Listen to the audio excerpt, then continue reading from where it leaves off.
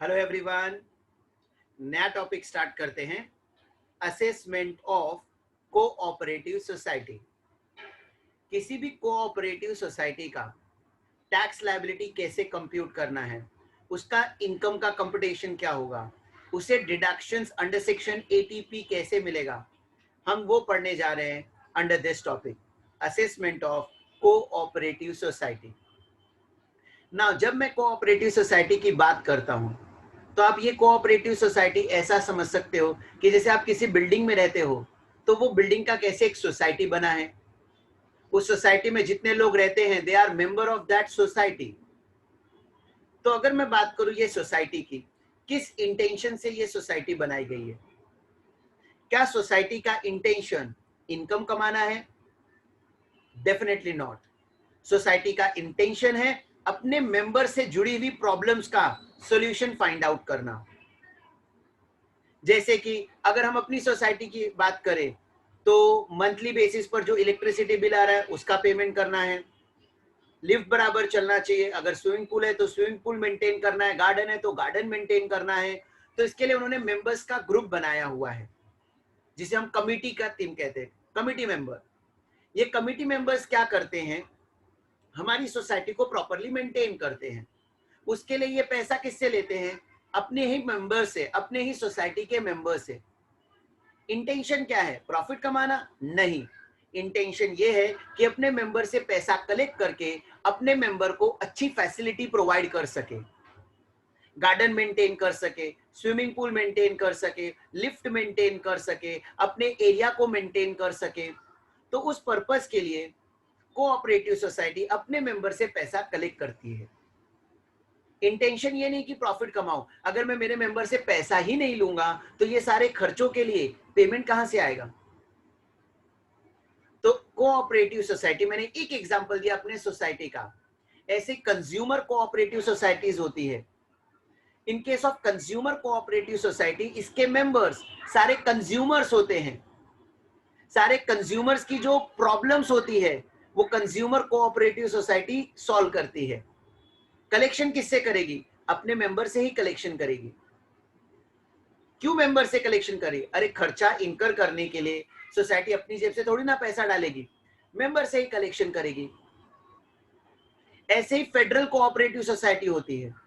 In case of federal cooperative society, in case of federal cooperative society minimum 5 society as a member register होनी चाहिए।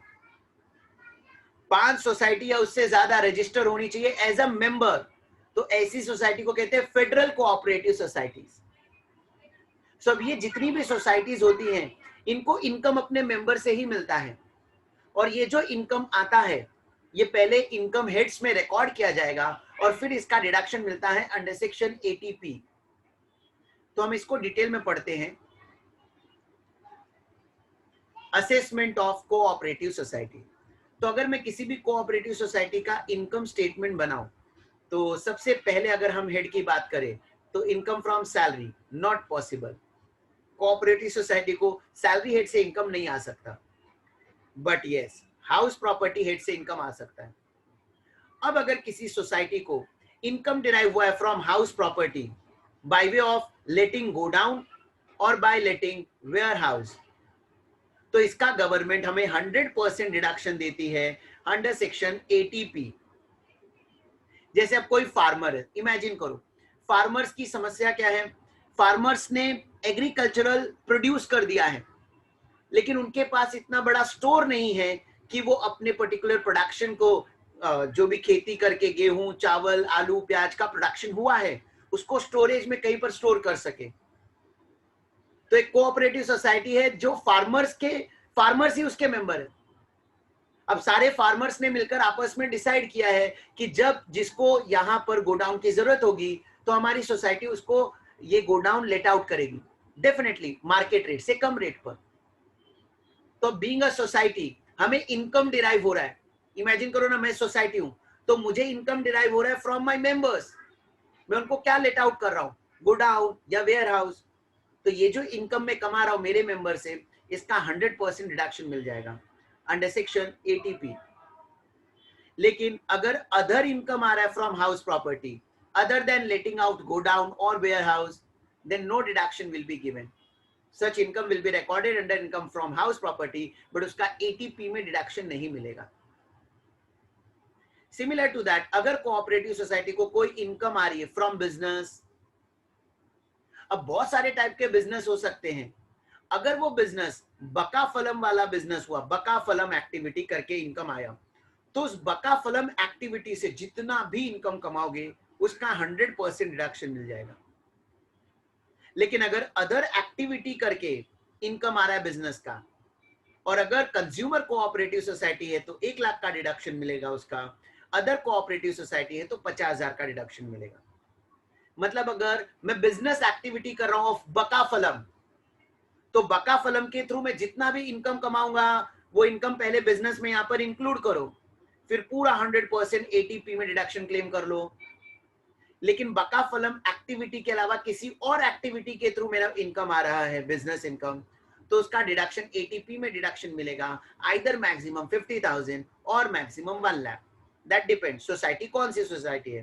Consumer cooperative society है तो 1 लाख का मिलेगा, other cooperative society है तो 50,000 का डिडक्शन मिलेगा. नेक्स्ट, अगर कैपिटल गेन करके कोई इनकम डिराइव हुआ है तो इसका कोई डिडक्शन नहीं मिलेगा अंडर सेक्शन एटीपी. और अगर अदर सोर्सेज में, अदर सोर्सेज इंटरेस्ट मिल रहा है या डिविडेंड मिल रहा है from any other cooperative society, we are a cooperative society and we are receiving interest और we are receiving dividend from any other cooperative society, तो हमें उसका 100% डिडक्शन मिलेगा. पहले इफॉस में इंक्लूड करो और फिर एटीपी में डिडक्शन क्लेम करो. लेकिन इसके अलावा इफॉस की और कोई इनकम हुई other than interest dividend receive from other cooperative society, interest receive from bank, interest receive from any other person, dividend receive from foreign company, तो वो सब टैक्सेबल होगा, उसका डिडक्शन नहीं मिलेगा. सो अपना जो भी ग्रॉस टोटल इनकम आ जाएगा इसमें से एटीपी का डिडक्शन क्लेम करो. अपार्ट फ्रॉम दैट और किसी डिडक्शन के लिए हम अगर एलिजिबल है तो वो सारे डिडक्शन क्लेम करो, फिर जो आएगा that is your net taxable income. अब इस नेट टैक्सेबल इनकम में डिडक्शन क्लेम करते वक्त सर ने वही जो मेथड सिखाया था, अपने इनकम अलग अलग करो, लटक जी अलग, लटक जी 112A अलग, सटक जी 111A अलग, विनिंग अलग, बैलेंस एनटीआई अलग. ये सारे रेट्स आपको मालूम है. लटक जी 11A 111A पर 15%, लटक जी 112A पर 10%, नॉर्मल लटक जी पर 20%, विनिंग पर 30%, और बैलेंस एनटीआई पर यहाँ पर स्लैब रेट थोड़ा चेंज हो जाएगा.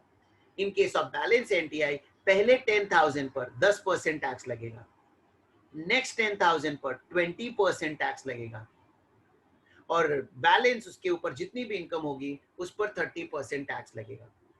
मतलब अगर किसी कोऑपरेटिव सोसाइटी की बैलेंस एनटीआई 50,000 आ गई तो इस 50,000 में से पहले 10,000 पर 10%, नेक्स्ट 10,000 पर 20%, और बैलेंस जो बच गया दैट इज 30,000, उस पर 30% डिडक्शन मिल जाएगा, 30% टैक्स पे करना पड़ेगा. फिर उसके बाद आपको सरचार्ज अप्लाई करना है 12%. कब? If NTI is more than 1 crore, if this amount is more than 1 crore. और health and education cess as we always know, as we all know, it is 4%. So now, अब हम वो नोट 1 बका फिल्म डिटेल में पढ़ते जाते हैं. तो देखो, इनकम फ्रॉम बिजनेस की अगर मैं बात करूं तो स्पेसिफाइड एक्टिविटी दैट इज बका फिल्म, उसका 100% डिडक्शन मिलेगा. अदर एक्टिविटी के थ्रू अदर देन बका फिल्म अभी हम डिटेल में देखेंगे. Other activity maximum 1 lakh deduction for consumer cooperative society and 50,000 for other cooperative society. Consumer cooperative society क्या होती है? अरे बच्चा लोग, कंज्यूमर कोऑपरेटिव सोसाइटी मतलब all the members are consumers. Consumer का जो दुख दर्द है ना, कंज्यूमर का तो दुख दर्द, वो सारा दुख दर्द ये कोऑपरेटिव सोसाइटी सॉल्व करती है. सारे मेंबर्स ही कंज्यूमर होंगे. ओके, अब आगे बढ़ते हैं. बका फलम पर आते हैं. बका फलम, इन केस ऑफ बका फलम एक्टिविटी सबसे पहला B for banking facility. Any banking facility providing credit facility to its member. मतलब कोई कोऑपरेटिव सोसाइटी है जो अपने मेंबर को बैंकिंग फैसिलिटी प्रोवाइड कर रही है या क्रेडिट फैसिलिटी प्रोवाइड कर रही है.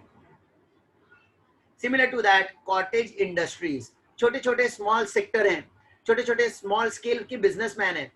अब उनका बहुत सारा छोटा छोटा प्रॉब्लम होता है, तो उन्होंने आपस में सारे छोटे छोटे बिजनेसमैन ने मिलकर एक सोसाइटी बना दी जो उनकी समस्याओं को दूर करेगा. That is cottage industry, providing any cottage industries. उनको कोई फैसिलिटीज अगर प्रोवाइड की है और उस फैसिलिटी के थ्रू इनकम आया. सर कोऑपरेटिव सोसाइटी को इनकम कैसे होगा? अरे जैसे मैंने आपको एग्जांपल दिया, आपकी सोसाइटी है तो आपकी सोसाइटी आपको फ्री में थोड़ी ना सर्विस प्रोवाइड कर रही है, आपसे मेंटेनेंस ले रही है और मेंटेनेंस लेने के बाद भी थोड़ा सा पोर्शन इनकम बच जाता है. सिमिलर टू दैट ये अपने मेंबर से उतना ही पैसा लेते हैं जितना खर्चा होने वाला है, but on a safer side अगर कुछ थोड़ा सा एक्स्ट्रा पैसा लिया है जो इनकम करके कंसीडर हो गया तो उस इनकम का 100% रिडक्शन मिल जाएगा. ये बका फलम वाली एक्टिविटी का, बैंकिंग फैसिलिटी का, कॉटेज इंडस्ट्री का. अब इसमें A3, ये A3 तीनों एग्रीकल्चरल एक्टिविटी से जुड़ा हुआ है. मतलब यहाँ पर ऐसा फील करो ना, सारे मेंबर फार्मर्स हैं, सोसाइटी के सारे मेंबर्स फार्मर्स हैं. तो अब उनको कौन सी फैसिलिटी प्रोवाइड कर रहे हैं?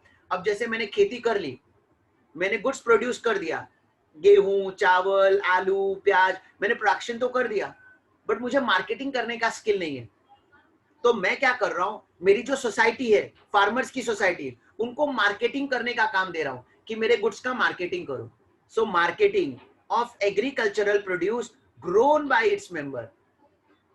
मैंने एग्रीकल्चर प्रोड्यूस तो कर दिया बट उसे मार्केटिंग करने का नॉलेज स्किल मेरे पास नहीं है. तो मैं मेरे सोसाइटी को बोल रहा हूं कि ये लो 50,000 रुपए मेरे गुड्स का मार्केटिंग करो. अब ये जो मैं 50,000 मेरी सोसाइटी को दे रहा हूं, ये वो इसलिए ले रहे क्योंकि उनका भी तो खर्चा होगा मार्केटिंग करने में, तो एक बेसिक चार्जेस लेते हैं. सिमिलर टू दैट अभी समझो मैं ना कुछ गुड्स प्रोड्यूस कर रहा हूं, बट वो गुड्स मार्केट में तब बिकेगा जब प्रोसेस करके वो गुड्स फाइनल प्रोडक्ट बनेगा. बट वो प्रोसेस करने के लिए मेरे पास सारा वी कैन से मशीनरीज वगैरह नहीं है जिससे मैं प्रोसेस कर सकूं. तो हमारी कोऑपरेटिव सोसाइटी क्या काम कर रही है? प्रोसेस करने का काम कर रही है. Processing of agricultural produce grown by its member. But यहां पर ये कंडीशन आपको याद रखना है, without the aid of power.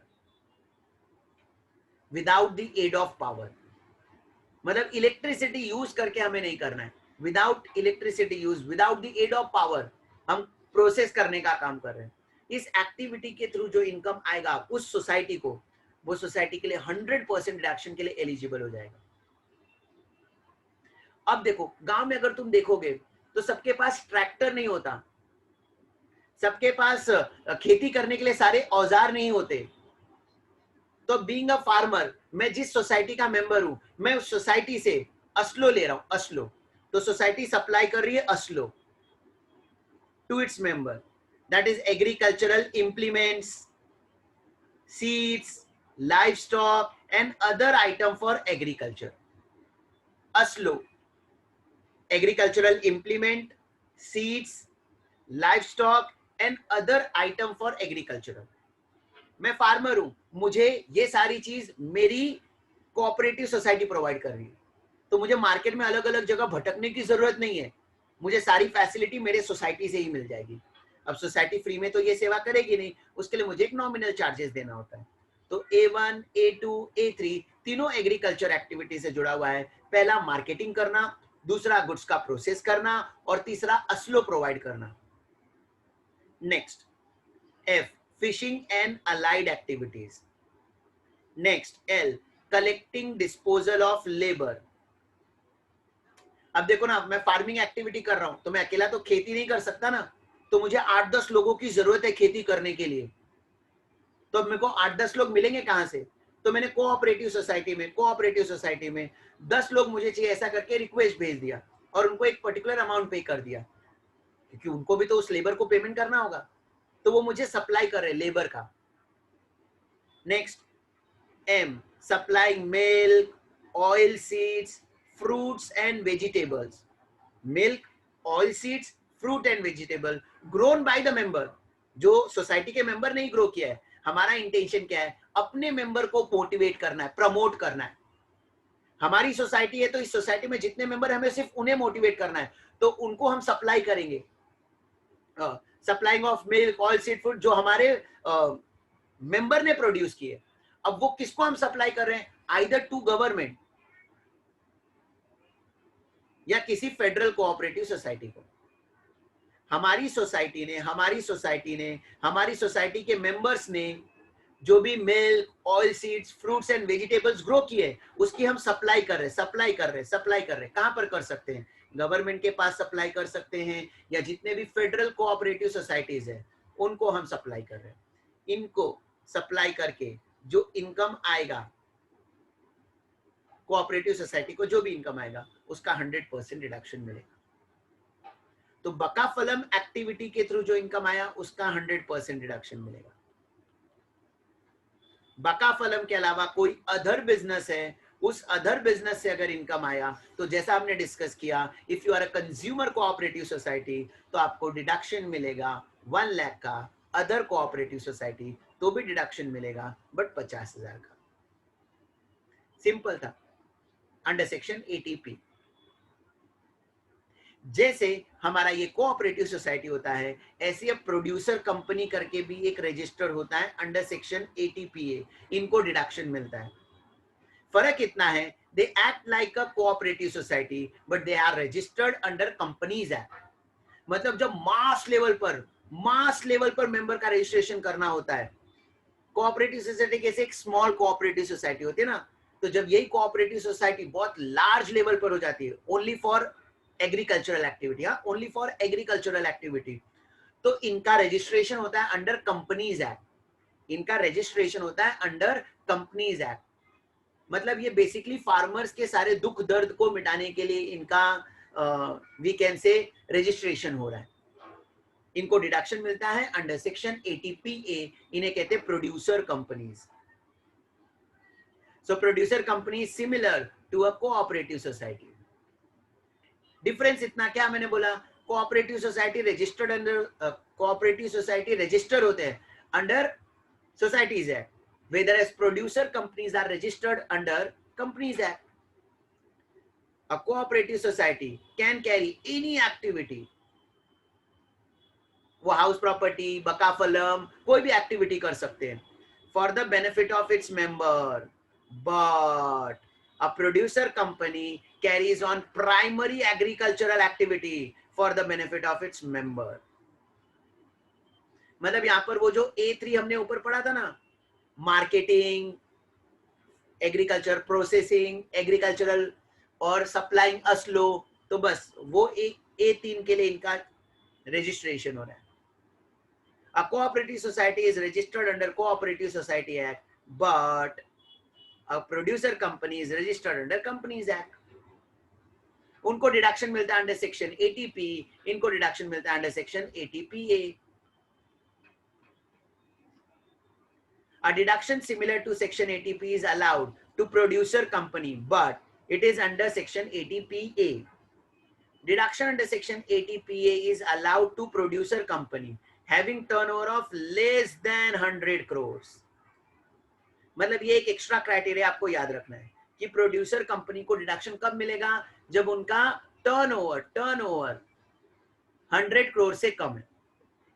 Turnover is less than 100 crore, turnover is less than 100 crore, less than 100 तो ही वो एलिजिबल होंगे। कौन से बिजनेस का? अरे सिर्फ यही बिजनेस यार, 3 A3 वाले, marketing of agricultural produce, supplying असलो and processing of agricultural produce. फर्क इतना है, वहां पर अगर आपको याद हो ना, तो प्रोसेसिंग में मैंने बोला था without the aid of power, यहां पर विथ और without the aid of power दोनों चलेगा। विथ और without the aid of power दोनों तरीके का प्रोसेसिंग चलेगा फॉर प्रोड्यूसर कंपनी, क्योंकि ये मास लेवल पर करते हैं, मास लेवल पर। इसके लिए गवर्नमेंट इनको कहती है चलो अगर तुमने एड ऑफ पावर यूज किया तो भी तुमको डिडक्शन मिलेगा। मतलब बकाफलम में सिर्फ ए वाला डिडक्शन इनको मिल रहा है, बाकी सबका डिडक्शन इनको नहीं मिलेगा। इन शॉर्ट, एग्रीकल्चरल एक्टिविटी को प्रमोट करने के लिए, फार्मर्स को मोटिवेट करने के लिए गवर्नमेंट ने सेक्शन 80PA बना दिया है।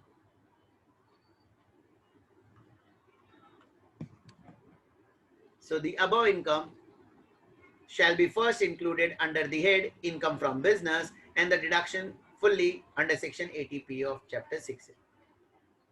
तो section 80P is cooperative society, section 80PA is for producer company. इस प्रोड्यूसर कंपनी में सिर्फ A3 का डिडक्शन मिलेगा, बकाफलम का A3। तो सिंपल टॉपिक था assessment of cooperative society. Revise कर लेते हैं। असेसमेंट ऑफ कोऑपरेटिव सोसाइटी की अगर हम बात करें तो सबसे पहला सैलरी इनकम पॉसिबल नहीं है। Next income from house property. अगर हाउस प्रॉपर्टी में इनको इनकम डिराइव हुआ गोडाउन वेयर हाउस के थ्रू 100% रिडक्शन क्लेम कर लो एटीपी में, लेकिन गोडाउन वेयर हाउस के अलावा किसी और तरीके से इनको हाउस प्रॉपर्टी इनकम आया तो एटीपी में उसका डिडक्शन नहीं मिलेगा। Next income from business. इस बिजनेस एक्टिविटी को दो पार्ट में डिवाइड करना है, बकाफलम अदर एक्टिविटी। बकाफलम 100% deduction, other activity if you are consumer cooperative society 1 lakh, other cooperative society 50,000। Capital gain no deduction. Other sources interest dividend मिला फ्रॉम अदर कोऑपरेटिव सोसाइटी तो 100% डिडक्शन, अदर इनकम आया no deduction. सबका total GTI less deduction. इसमें same वही tax rate sir ने जैसा सिखाया था, लटक जी सटक जी सब अलग करो, विनिंग अलग करो। बैलेंस एनटीआई, बैलेंस एनटीआई में पहला 10,000 10%, नेक्स्ट 10,000 20% एंड बैलेंस 30%। बकाफलम banking facility, cottage industries, marketing of agriculture produced by its member, processing of agriculture grown by its member, supplying aslo to its member, fishing activity, collecting disposal of labor and supplying of milk. Supplying of milk, oil seeds, fruits and vegetable grown by its member to the government or to the federal cooperative society. Federal cooperative society का मतलब मैंने आपको क्या बताया था, ऐसी societies जिसमें minimum 5 societies registered है, मतलब सोसाइटीज आर मेंबर, तो बड़ी सोसाइटी हो गई ना, इसके लिए उसका नाम रख दिया फेडरल कोऑपरेटिव सोसाइटी। और फिर last eighty PA producer company. So ये टॉपिक हमारा कंप्लीट होता है।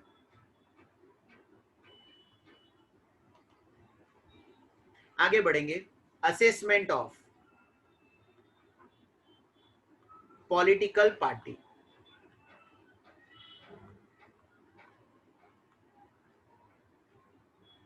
असेसमेंट ऑफ पॉलिटिकल पार्टी ना, पॉलिटिकल पार्टीज मतलब क्या, तो we are talking about BJP, Manse, Shivsena, Aam Aadmi party, ये सब क्या है, पॉलिटिकल पार्टीज है जो रजिस्टर्ड हुई है under representation of people act 1951। Representation of people act 1951। तो ऐसी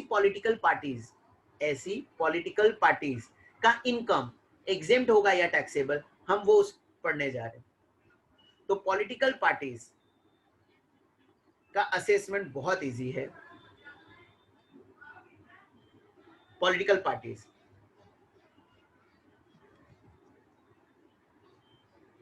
सेक्शन 13A। तो पॉलिटिकल पार्टी का ऐसे याद रखना, 4 इनकम एग्जेम्प्ट होगा अगर 4 कंडीशन सेटिस्फाई होगा। कैसे याद रखोगे, पॉलिटिकल पार्टी का 4 इनकम एग्जेम्प्ट होगा अगर 4 कंडीशन सेटिस्फाई होगा। 4 इनकम 4 कंडीशन। कौन सी 4 इनकम, तो income from house property, income from capital gain, income from other sources and voluntary contribution. Voluntary contribution, लोग डोनेशन देते हैं ना, डोनेशन, वो पॉलिटिकल पार्टीज के लिए वॉलेंटरी कॉन्ट्रीब्यूशन है। ये 4 इनकम एग्जेम्प्ट होगी अगर 4 कंडीशन सेटिस्फाई होगी, दैट इज ब्रेव। 4 कंडीशन ब्रेव। B, the political party should maintain books of account. The political party should maintain books of account. आर, the political party should be registered under representation of people act. The political party should be registered, register कहां पर होनी चाहिए, under representation of people act 1951। इसको shortcut में रोपा करके आप पढ़ते हो, रोपा।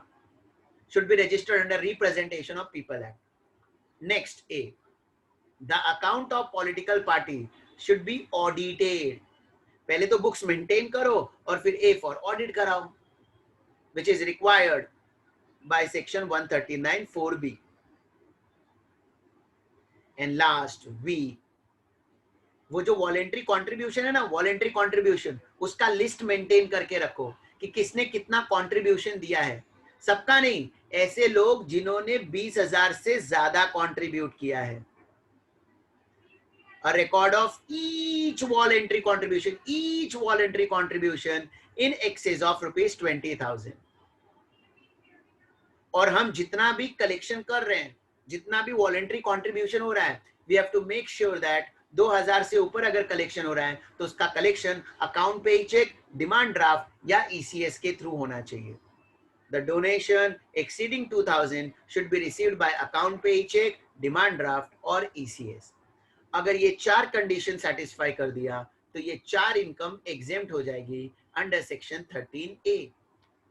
पॉलिटिकल पार्टी बहुत सिंपल है, सिंपल 4 इनकम याद रखना है. देखो सैलरी इनकम तो हो नहीं सकता, बिजनेस करना इनके लिए अलाउड नहीं है, तो 3 हेड याद रख लो. House property, capital gain, other sources. Yes और नो.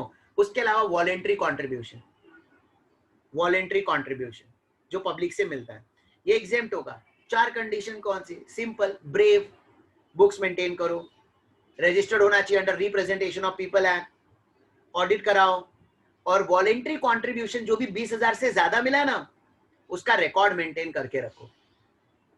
और जितना भी डोनेशन 2000 से ज्यादा मिला है कलेक्शन कंपलसरी अकाउंट पे चेक से करो या डिमांड ड्राफ्ट से या ईसीएस से.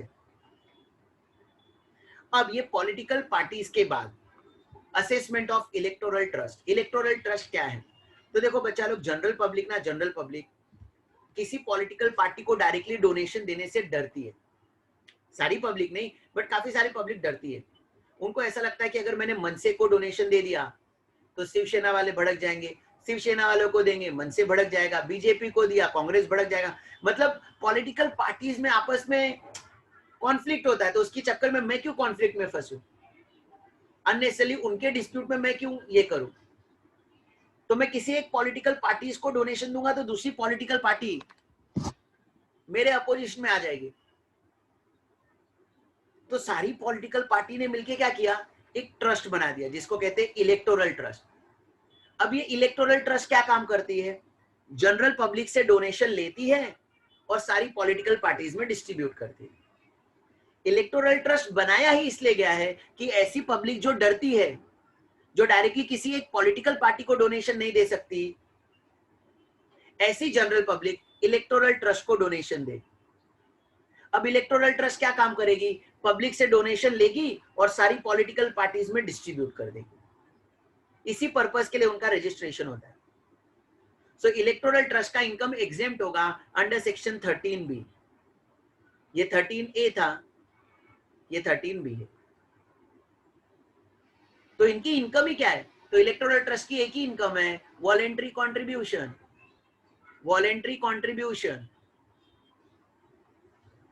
Received by general public, received from general public. तो अगर वॉलेंट्री कॉन्ट्रीब्यूशन ये जो इनकम है उसे एग्जेम करना है तो उनको कुछ कंडीशन सेटिस्फाई करनी होगी.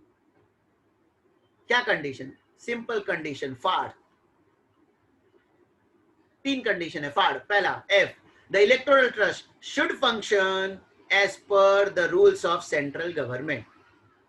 ये जो इलेक्टोरल ट्रस्ट है इसको फंक्शन करना पड़ेगा as per central government. Next A, the electoral trust should be approved by CBDT.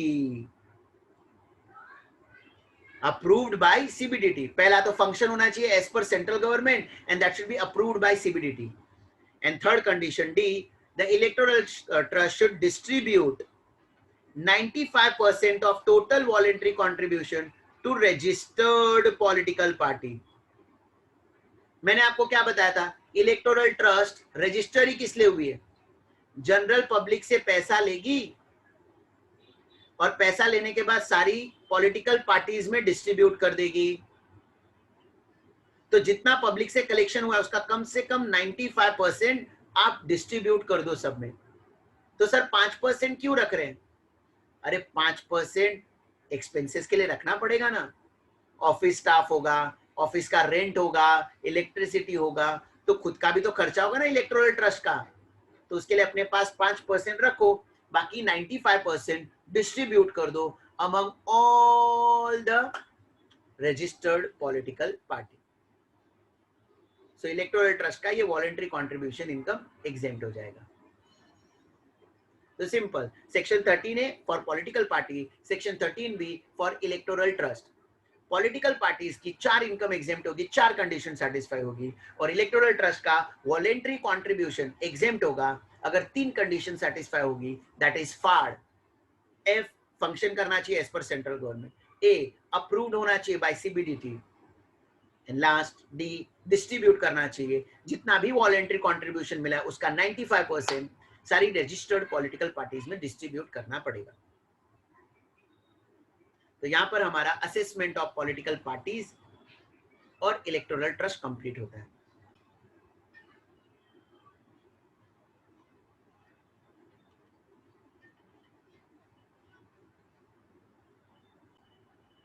सो आगे बढ़ते हैं, एक छोटा सा कॉन्सेप्ट, डोमेस्टिक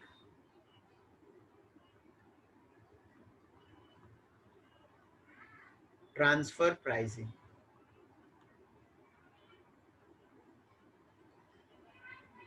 आप लोगों ने आर्म लेंथ प्राइस पढ़ा होगा, आर्म लेंथ प्राइस। ना यहां पर कुछ पॉइंट्स, कुछ ऐसे कंडीशंस अगर सेटिस्फाई होंगे तो आपके कुछ ट्रांजैक्शंस पर आर्म लेंथ प्राइस का रूल अप्लाई हो जाएगा। देखो अभी हमने एटीआई सीरीज वाले सेक्शंस पढ़े, एटीआई सीरीज वाले, उस एटीआई सीरीज वाले सेक्शंस में क्या होता था कि हम जितना भी इनकम कमाएंगे उसका हमें डिडक्शन मिल जाएगा, यस और नो। तो यहां पर लोग टैक्स प्लानिंग करते हैं, तो गवर्नमेंट ने इसके लिए डोमेस्टिक ट्रांसफर प्राइसिंग का प्रोविजन अप्लाई कर दिया है। तो इसको एक सेकेंड मैं एक्सप्लेन करता हूं through this notes. Domestic transfer pricing section 92BA, section 92BA specified domestic transaction, specified domestic transaction. If the aggregate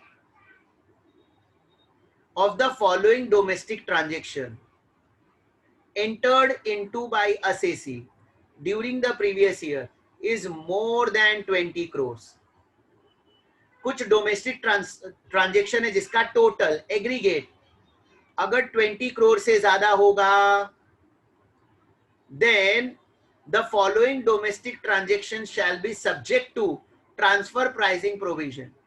Transfer pricing provision, that is income from such transaction shall be computed having regards to arm length price and all other transfer pricing regulations shall apply. कौन से transaction, कौन से domestic transaction की बात हो रही है? तो एटीआई सीरीज में याद करो, 10AA में याद करो, मैं मेरा बिजनेस करके जो इनकम कमाऊंगा उसका 100% रिडक्शन मिल जाएगा। तो समझो ना, ऐसा कोई हमारा यूनिट है, हमारा 2 यूनिट है, एक एलिजिबल यूनिट है एटीआईए वाला, एटीआईबी वाला, और एक अदर यूनिट है। तो सिंस मुझे 100% रिडक्शन मिलेगा ना, तो ये यूनिट से मैंने गुड्स 100 रुपीज का जानबूझकर 150 में बेच दिया, ज्यादा प्राइस में बेच दिया, क्योंकि मुझे मालूम है मैं जितने में मैं बेचूं मेरा प्रॉफिट उतने से बढ़ेगा और उसका तो मुझे डिडक्शन मिल जाएगा। और दूसरे यूनिट के लिए खर्चा बढ़ेगा, दूसरे यूनिट के लिए खर्चा बढ़ेगा तो उसका टैक्सेबल इनकम कम होगा, टैक्सेबल इनकम कम होगा तो उसका भी टैक्स लायबिलिटी कम आ जाएगा। तो ऐसा टैक्स प्लानिंग कर लेते थे। तो गवर्नमेंट ने रूल बना दिया कि अगर आपने ड्यूरिंग देयर जितने भी डोमेस्टिक ट्रांजैक्शन किए हैं उसका एग्रीगेट 20 करोड़ से ज्यादा है, तो आपका ये जो सेल आपने 150 में किया है इसका कैलकुलेशन आर्म लेंथ प्राइस पर होगा। बट सिर्फ यही एक ट्रांजैक्शन नहीं, चलो देखो पहला transaction, transaction of transfer of goods and services between unit eligible for section 80IA 2IE and 10AA and unit not eligible for this section. Eligible unit से गुड्स ट्रांसफर हुआ है to non eligible. B, transaction between assessee eligible for section 80IA to 10AA and other person. Other person मतलब any other person. हमारी eligible unit से goods transfer हुआ है किसी भी पर्सन को,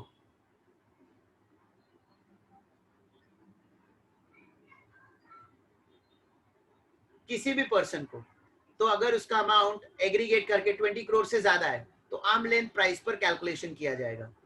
next, transaction between assessee opting for section 115BAB, ये sir ने आपको पढ़ाया होगा, मैन्युफैक्चरिंग एंटिटी जो स्टार्ट हुई, जो मैन्युफैक्चरिंग एंटिटी स्टार्ट हुई जिसके ऊपर सेक्शन 115BAB अप्लाई हो रहा है, उनको सिर्फ 15% टैक्स लगता है। उनकी इनकम पर नॉर्मली 30% टैक्स लगता है ना कंपनीज को, बट इनके लिए सिर्फ 15% टैक्स लगता है।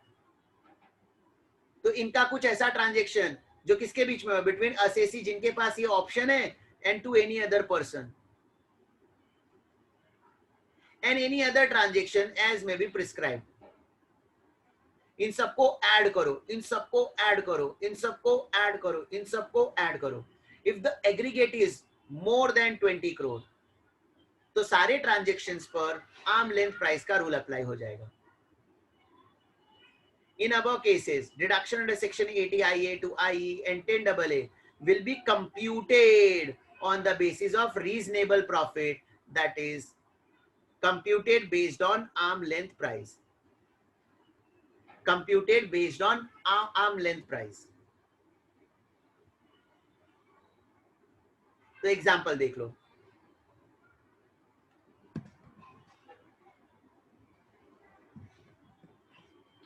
Example, if a person, that is X Limited, claiming deduction under section 80IA to IE or 10AA may enter into income transaction with other person Y Limited at high price because X Limited doesn't mind showing high income as it is eligible for 100% deduction, and by doing so the other person Y Limited can show more expense and reduce its profit. In such a case, section 92BA, X Limited shall get deduction under section 80IA to IE or 10AA at 100% of reasonable profit computed as per arm length price. Excess profit declared shall be taxable. मतलब मेरे example में 100 रुपए का goods मैंने 150 का बेचा था, तो इनकम फ्रॉम बिजनेस समझो ना 150 आ रहा है, लेकिन नीचे डिडक्शन आर्म लेंथ प्राइस के हिसाब से 100 का मिलेगा, तो तुम्हारे लिए 50 रुपए टैक्सेबल हो जाएगा। Even if you are eligible for 100% deduction, तुमने ज्यादा प्राइस पर गुड्स बेचा ना, तो जो ज्यादा प्राइस पर गुड्स बेचा वो आपके लिए टैक्सेबल हो जाएगा, वो इनकम का डिडक्शन नहीं मिलेगा, उस पर 92BA का रूल अप्लाई हो जाएगा। मतलब ये किनके लिए एप्लीकेबल है? सिंपल, ऐसे लोग जो 80I सीरीज में आते हैं, या ऐसे लोग जो सेक्शन 115 BAB में आते हैं, उनके लिए ये प्रोविजन अप्लाई होगा। हम जैसे नॉर्मल कोई बिजनेसमैन होगा ना, उसके लिए डोमेस्टिक ट्रांसफर प्राइसिंग का रूल अप्लाई नहीं होगा। तो ये अपना एक डोमेस्टिक ट्रांसफर प्राइसिंग का कॉन्सेप्ट है, देख लेना।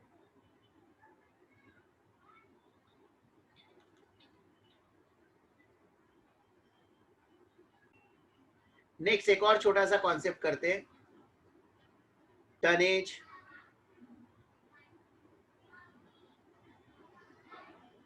Tax scheme.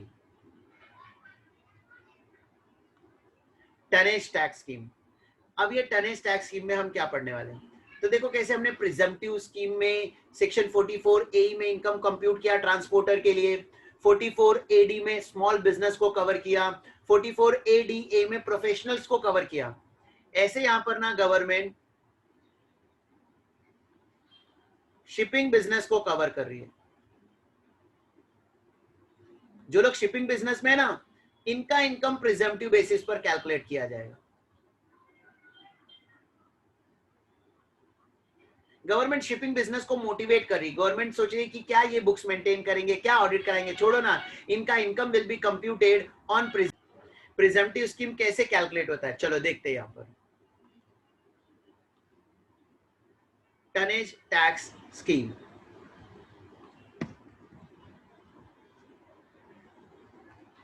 tonnage tax scheme is a presumptive taxation for Indian companies engaged in shipping business.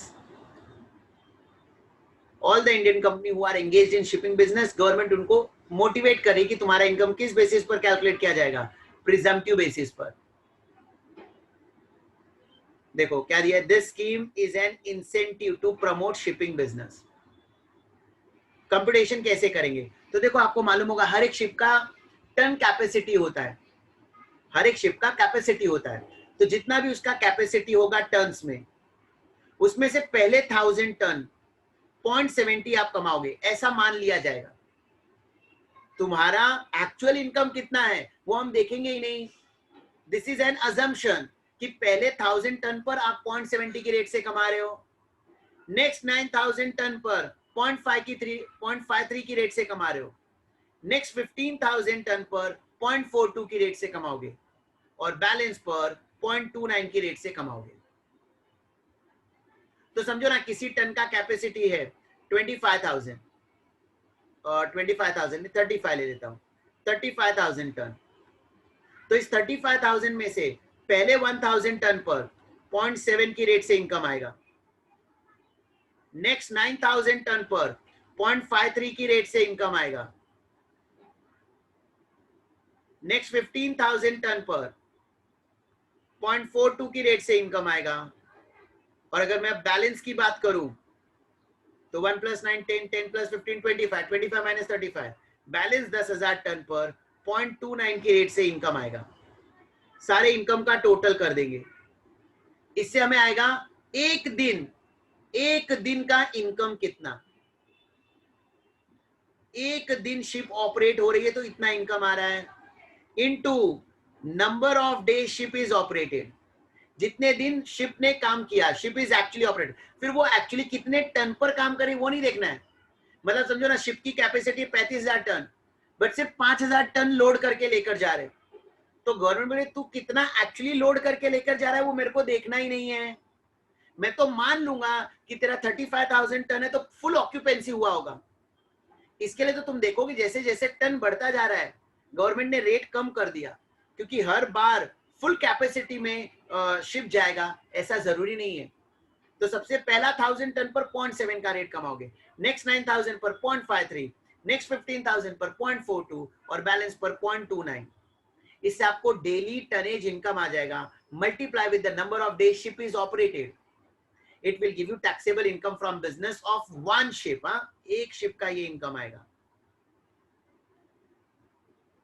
ऐसे तुम्हारे पास जितने शिप्स हैं, देखो अगर सारे शिप का टन सेम है तो मल्टीप्लाई बाय दैट शिप कर देना. लेकिन सारे शिप उतने ही डेज ऑपरेट होंगे ये भी तो जरूरी नहीं है. सो इट इज एडवाइजेबल, आपके पास जितनी भी शिप्स हैं सबका अलग अलग इनकम कंप्यूट करो, सबका अलग अलग इनकम कंप्यूट करो. अब यहां पर ऐसा जरूरी थोड़ी ना हमेशा 35,000 टन ही होगा राउंड ऑफ में. अगर ऑड फिगर हुआ तो ऑड फिगर हुआ, 50 या उससे ज्यादा है तो आगे चले जाना, 50 या उससे कम है तो फ्रैक्शन इग्नोर कर देना. एग्जांपल 19,482, तो कैलकुलेट करते वक्त 19,500 टन ले लेंगे. 19,450 तो 19,500 टन. लेकिन अगर 19,423 टन है तो 19,400 टन लेंगे, 23 टन इग्नोर कर दिया जाए. अब ये प्रिजम्पटिव स्कीम के लिए और भी कुछ कंडीशन होती है जो सेटिस्फाई करना है, बट सर ने आपको मुझे ऐसा बोला है, बोल देना कि आगे की वो सारी कंडीशंस तुमको नोट्स में दी जाएगी, बट तुमको उस पर ज्यादा स्ट्रेस लेना नहीं है. सिर्फ एक बार रीडिंग कर लेना है कि क्वालिफाइंग कंपनी क्या होता है, क्वालिफाइंग शिप क्या होता है. अगर ये सारी कंडीशन सेटिस्फाई होती है तो ही डिडक्शन मिलता है, तो ही इनकम प्रिजम्पटिव बेसिस पर कैलकुलेट होता है. जस्ट गो थ्रू वंस, मतलब इस पर ज्यादा स्ट्रेस नहीं लेना है. सर ने ऐसा इंस्ट्रक्शन दिया कि आप जस्ट एक बार गो थ्रू कर लेना. मतलब अपने माइंड में एक नॉलेज होना चाहिए कि हाँ क्वालिफाइंग असेट्स क्या होता है, क्वालिफाइंग कंपनी क्या है, क्वालिफाइंग शिप क्या है. अदरवाइज तुमको नॉर्मल शिप का दिया होगा टन कितना है, तुमको सिंपल प्रिजम्पटिव इनकम कंप्यूट करना होगा. सो हमने कंप्लीट कर लिया assessment of cooperative society, political parties, electoral trust, domestic transfer pricing and qualifying assets. Qualifying ship का इनकम कैसे कंप्यूट करना है प्रिजम्पटिव बेसिस पर, इसे कहते हैं tonnage tax scheme. So that's all for today's lecture. See you in the next lecture. Have a good day. Bye.